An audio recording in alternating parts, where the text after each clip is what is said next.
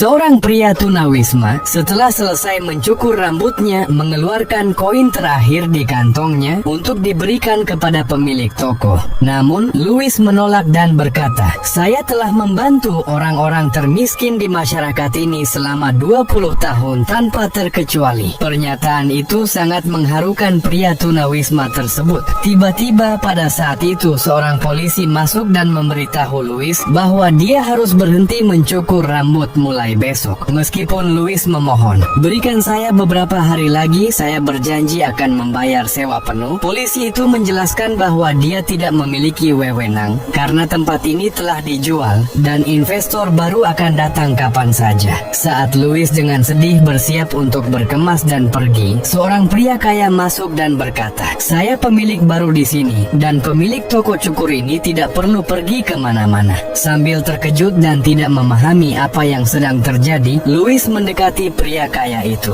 "Tempat ini sekarang milik Anda dan Anda tidak perlu khawatir tentang sewa bulanan lagi." Ternyata 20 tahun yang lalu, pria kaya ini yang bernama Kevin pernah menjadi tunawisma. Setelah mengalami sebuah kejadian besar, Kevin kehilangan pekerjaannya dan rumahnya akibat kebakaran. Dia mencoba melamar pekerjaan di mana-mana, tetapi tidak ada perusahaan yang berani mempekerjakannya. Hanya satu perusahaan real estate yang bersedia mempekerjakan Kevin, namun direktur perusahaan itu memberinya $20 dan menetapkan syarat bahwa pada akhir hari Kevin harus mendapatkan potongan rambut dan membeli pakaian baru. Kevin menganggap ini sulit karena $20 hanya cukup untuk potongan rambut, tetapi manajer itu berkata, seorang agen real estate yang baik harus bisa menemukan solusi bahkan dengan sumber daya yang paling sedikit. Kemudian Kevin pergi ke toko cukur Louis dengan rasa cemas. Setelah mendapatkan tampilan baru, dia memberikan $20 kepada pemilik toko cukur tersebut. Tetapi yang mengejutkan, Louis menolak untuk menerima uang itu dan berkata, "Mungkin Anda lebih membutuhkan ini daripada saya." Tidak hanya itu,